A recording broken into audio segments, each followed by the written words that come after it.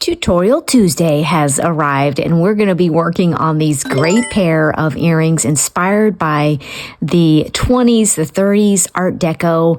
I've been really looking into the patterns from that era, and in those patterns, and I'm going to put some up here so you can see, you see fans a lot that are repeating through the patterns, and I just started to fall in love with that shape, and I wanted to incorporate it into a great pair of statement earrings that you are going to be able to accomplish very easily. I used some wonderful blue quartz with this, and this is where you are going to have your fun and find out what's going to work for you in the look that you're going for. When the first time I made them, I made this long version. So this is an option, and then I played around with turning it because it reminded me of a ginkgo leaf.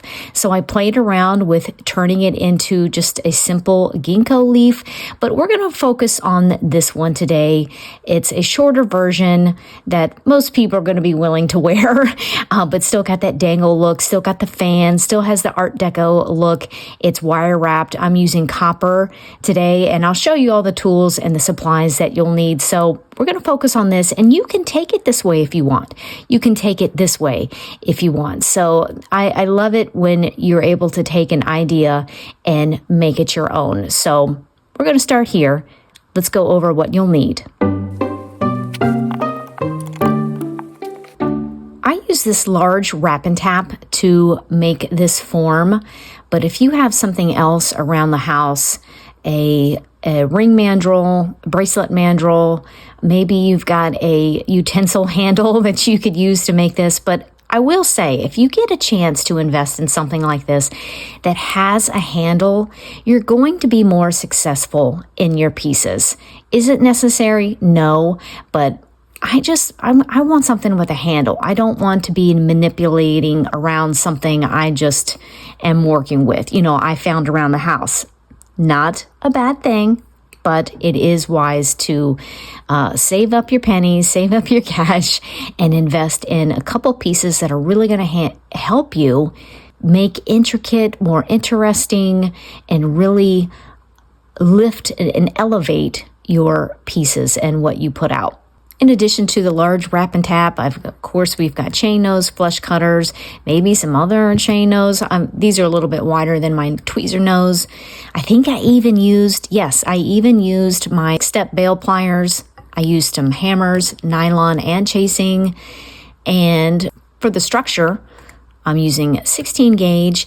And then for these stones, now you might find something different, but for these stones, I had to use 24 gauge because I want 2 wires going through the whole of the bead, the stone, whatever you're using. So whatever you are going to use for the centerpiece, it's got to fit 2 wires.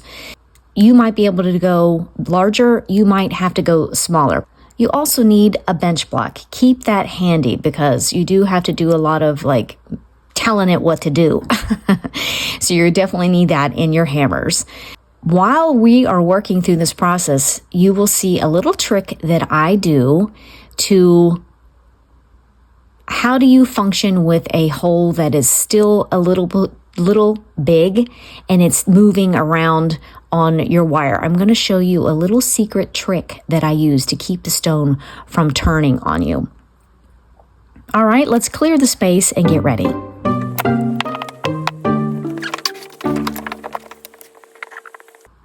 And of course, you will need a ruler, but that should be a no-brainer, right? You always have to measure something. I'm just taking a polishing cloth real quickly, going over the wire that I'll be using to make this earring.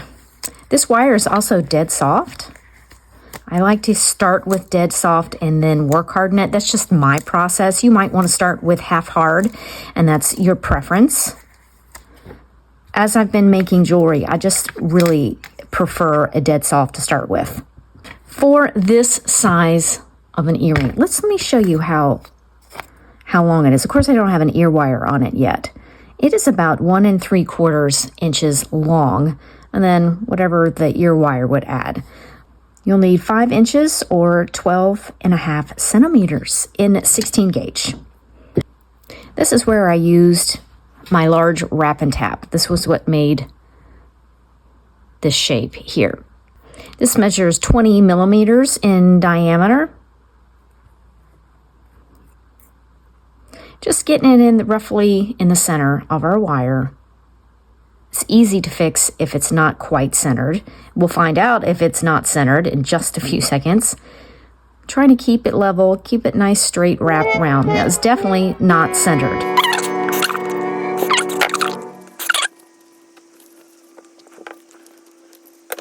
Okay, let's try this again. See if I've got it centered a little better. Okay, that's better. Still one side is a little long, but that's okay, because you just push it over until it matches.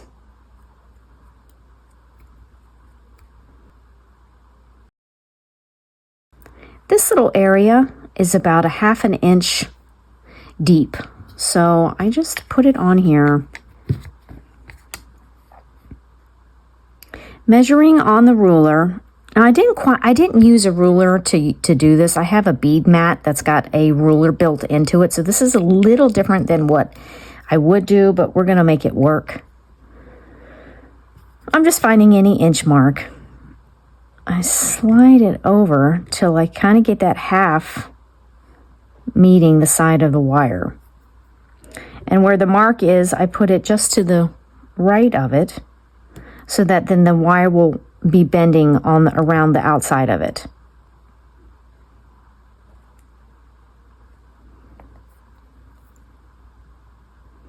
Holding very firmly, I'm just going to press with your thumb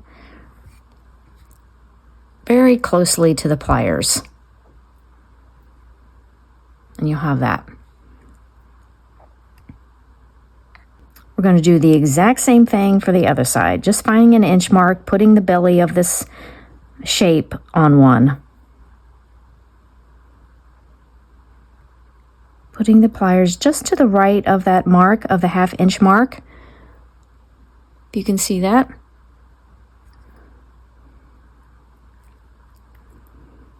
Holding firmly, pressing near the pliers,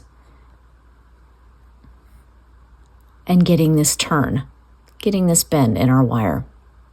Pull them out, separate just a little bit. Take your large wrap and tap plier, again, slide this thinner bar into the bend. Or it's like this.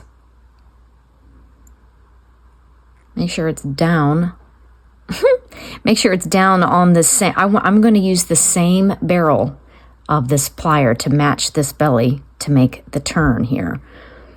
Now it looks a little weird, like what am I pushing on? I'm working on this, so I'm going to push this wire that's down here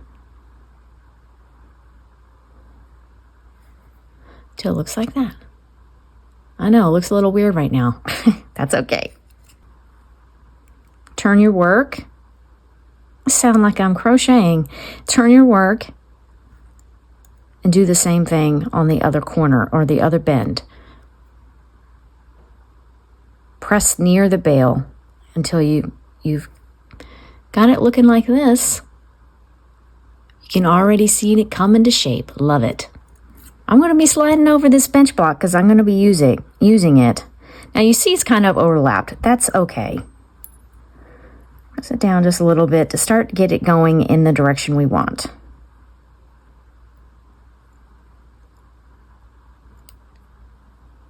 Until they meet. Nylon hammer.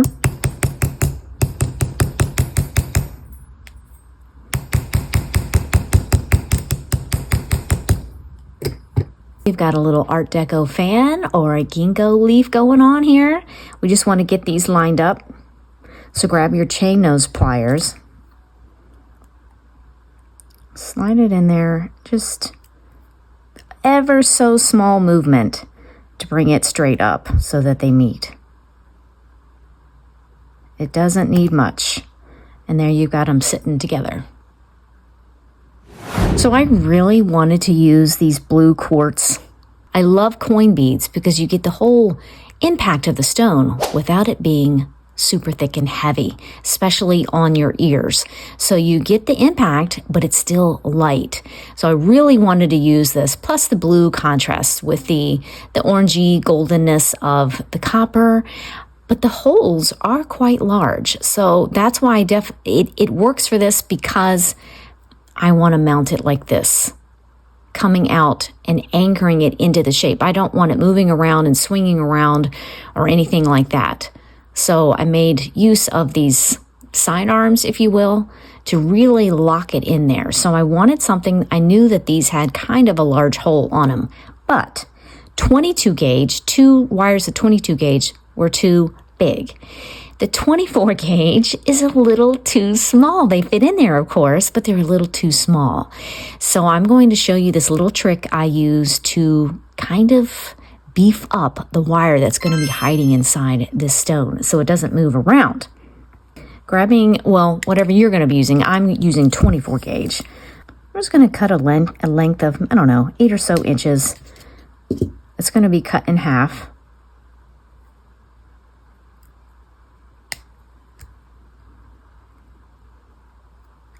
Here's where my little trick comes in. I know you're saying, why am I using these?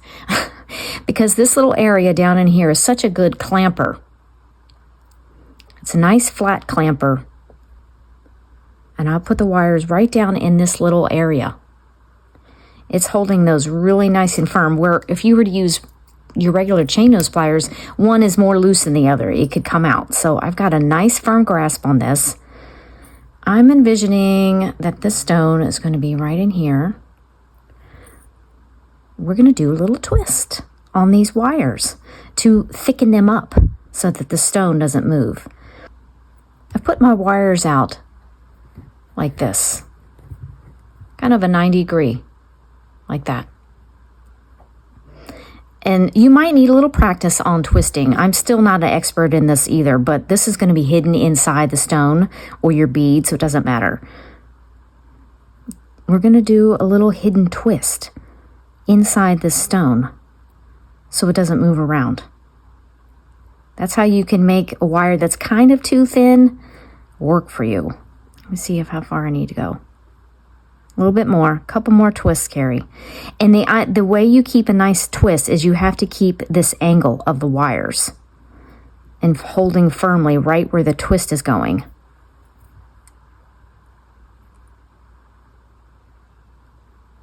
I think one more. Okay. This is so helpful.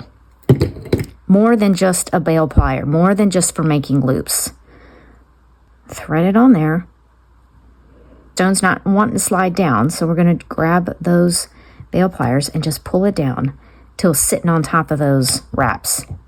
And now it's not going to want to, it will if I move it, but it's not going to just swing around and lose its shape or lose that impact, the side of the bead that we really want to be seeing. I'm going to move out my wires.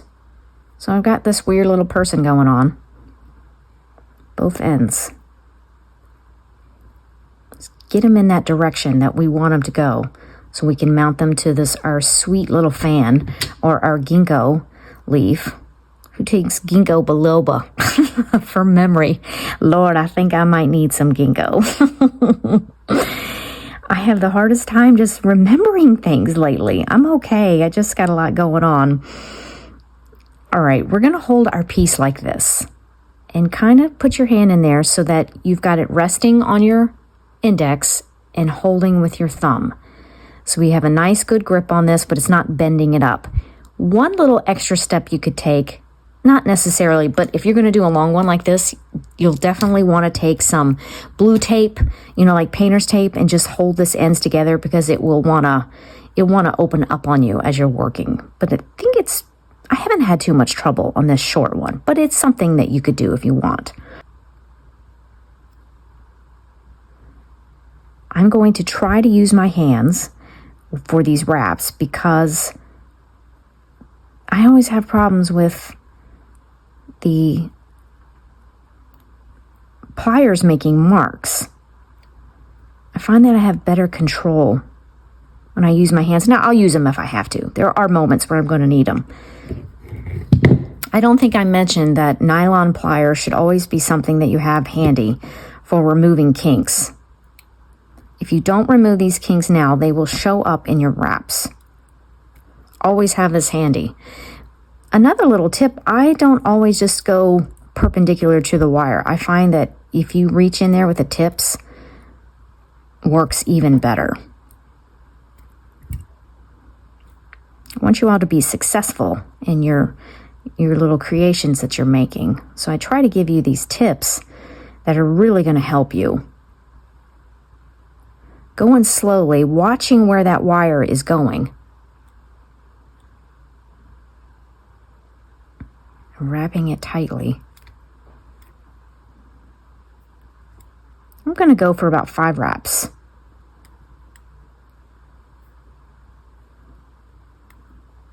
It's getting a little short on me. I might need to use the pliers. I'm going slowly. I'm really watching where this wire wants to go.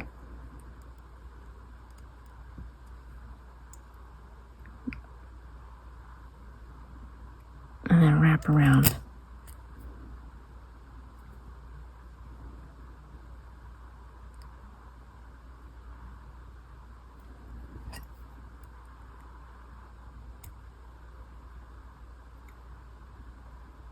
Check in the back as well.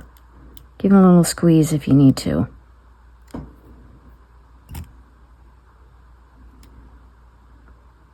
One, two, and now I've got 5 on that side. So I'm going to add matching wraps on this side.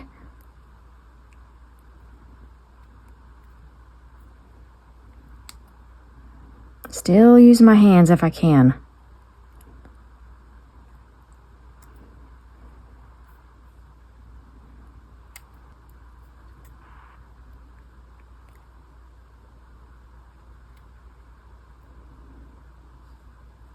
Just making little minuscule adjustments if you need to while you're wrapping. Fix it, pause, fix it while you're in the middle. Don't try to fix it at the end. It'll be so much harder. There we go. Slow, slow, slow. You want to go slow when you're making these wraps. And one final wrap to have matching 5 wraps on either side. I'm going to turn over and trim so we can tuck in our ends.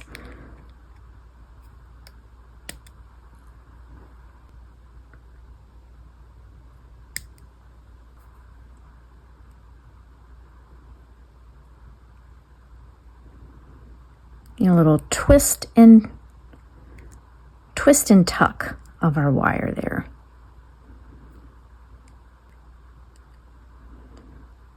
Twist and tuck on the other side. And there we have it mounted in from the top, and now we're just going to make the same thing on the bottom here. And this is just a design element. This is not, and really it's already in there. You could, see, I'm always thinking, how can I make it different? You could do something fancy with the end of these wires just sitting underneath the stone, because it's not going anywhere, and have it freeform, without this. Ooh, that would be pretty too. I might have to work with that, but I've got to make this one match. So let's put in our matching wraps on the bottom. Same deal. I've got it. This is the way I've been holding. I find that works, is holding along the stem, holding the bead, and then just doing the same thing. Like I said, I like to work with my hands as much as I can.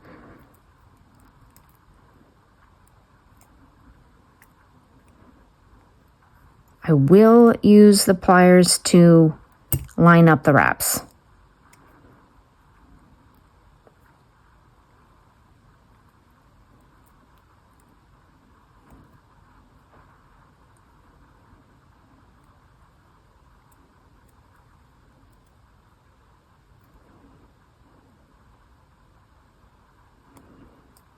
I just feel like it works better with my hands. Now, you might have a different opinion.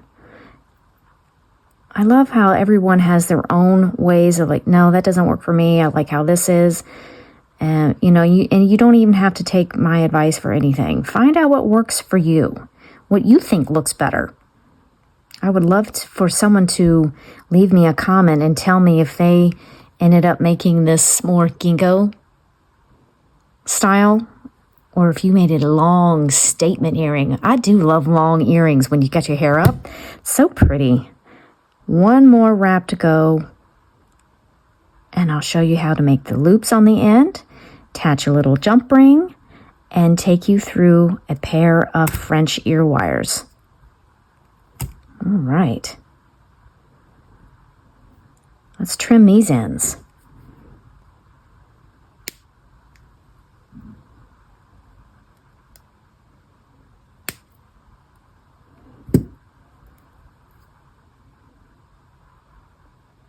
Twist and tuck. Nice tight wrap.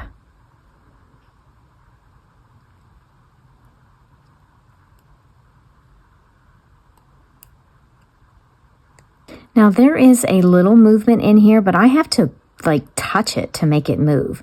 So this is really, that little twist we did in there is really going to help to keep that stone facing the way that we want.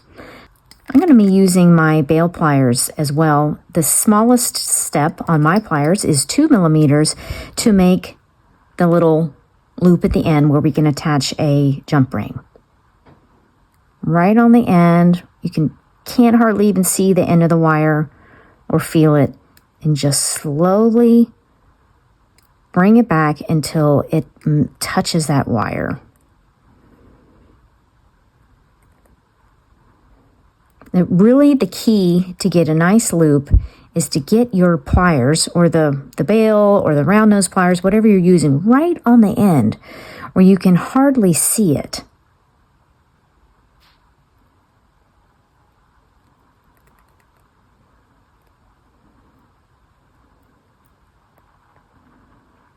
You say I went nice and slow, not in a hurry. I'll take some chain nose pliers. See how they're splaying out just a little bit? I'm using my little bit wider ones. These are not my favorite, but it's just what I had handy. Now they're still splaying out a little bit. So the little thing that I do, this sounds so bad, but I bend them. I bend them back and forth, and then they stay together. I started to think about, why does that work? And I'm thinking that as you're bending it, the one wire, they're pressing it against each other. They almost become the pliers in a way, pressing on the other wire. I don't know. I wish I could explain it a little better, but that's the only way. Now, something I did not show you was the hammering out of this one, because I needed to make one to match this. But this was so fun to hammer out and texture. I even cut out, I just took my snippers and cut out a little notch to kind of mimic what a ginkgo leaf looks like. I just really love, these are super nice and lightweight, really fun, modern. Art Deco stuff was quite modern looking, even though it was over 100 years ago. I have a little bag of some pre-made jump rings that I'm going to select one out of. Now, if you want me to show you how to make your own jump rings, I can do that. Just let me know in the comments. It is nice to be able to have that ability with another tool. You're going to have to buy another tool to do it. I was letting you know. But if you're like me, you love tools. You'll look for any excuse to buy a new tool. I'm just sliding this on here with 2 jump rings. 2 chain nose pliers. What is it with tools? You think, oh, I'm going to get this tool and I'm going to be wonderful. I'm going to make beautiful stuff. I don't know what it is with tools. I do the same thing with paintbrushes. When I do some oil painting, I just think, oh, if I just get this one brush, then it's going to be amazing.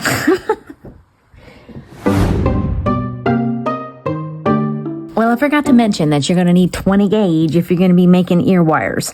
Not unless you got bigger holes. You can go a little larger. I do not. I use, to do a standard French ear wire, I do just under 2 inches.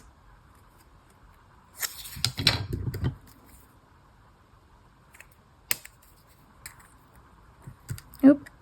Let me flush cut. And I'll use the one that I just made as a measurement for the second one. Back to my handy dandy bail pliers. I'm going to use the smallest bail to make the little loop that attaches to the earring. You see that I'm pressing right near the bail. That is really the key there to get a good loop, is pressing near your form.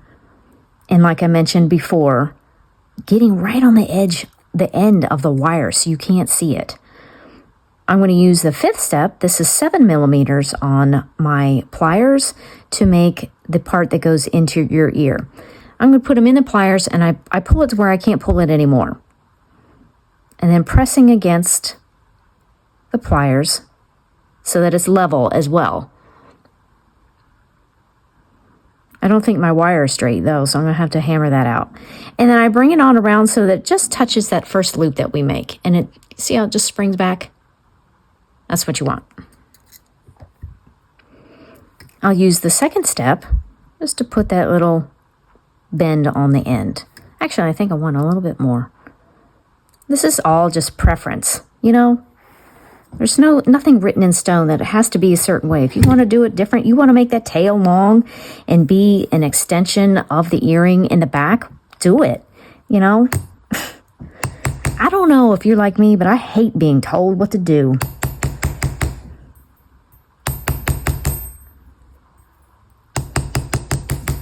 You ever see a reel that says, stop scrolling? That is instant scroll for me. Please don't tell me to stop scrolling. Again, right on the end of that wire. And rolling in nice and steady. Turning my pliers. Turning the wire. Right in there so I can't pull it anymore. Pressing right near the bail till it touches that first loop and let it bounce back. 2nd step, and put a little bend. And there we have the second one. I'm going to hammer it out just a little bit.